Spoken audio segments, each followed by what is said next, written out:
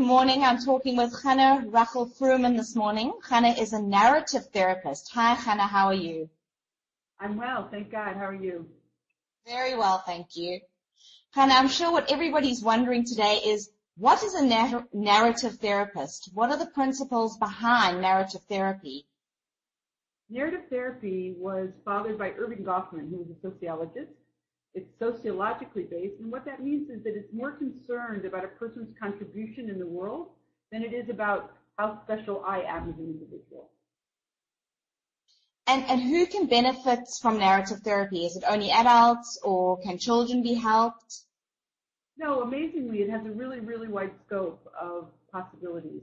We work with 3-year-olds to 70-year-olds. We work with people from every culture you can imagine and in every state of health and economic status. And what would happen in a session? What exactly would give me an example of something that would take place in a therapy session, or what type of person would come to you for help? Is it if somebody was stressed or had some traumatic experience? Well, believe it or not, this is the reason that I retrained after 25 years in the field, is because the potential of narrative therapy is very, very strong and diversified, which means that people in all kinds of situations can create a response. So what they're doing is they're coming in and they have this story that's kind of imposed itself on their life and on their thinking. They think, I am this, right? I am bad, or I'm a failure, or I'm ill, and so what we do is we externalize the story, whatever the story is, even if it's addiction, even if it's chronic illness, we externalize it and we explore and create their relationship to that experience. So it's no longer I am this, now it's this is an experience I'm having. So that could apply to just about everything from childhood trauma to situations of divorce or marriage support. It could extend in any direction you can imagine. And would the sessions take place one-on-one, or are they done in a group?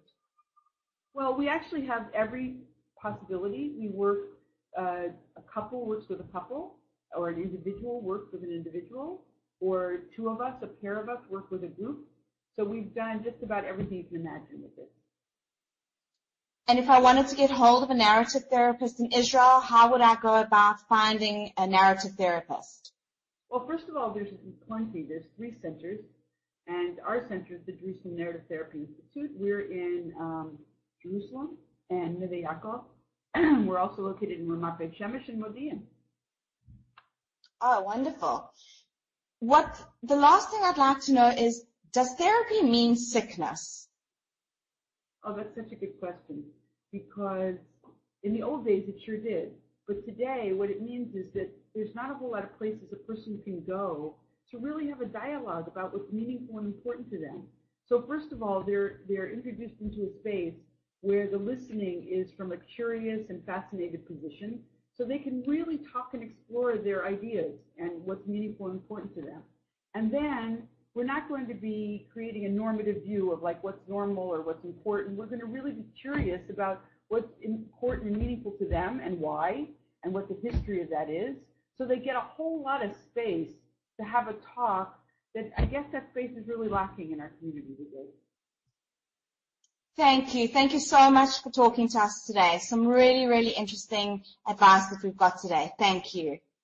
Thank you. Bye. Bye.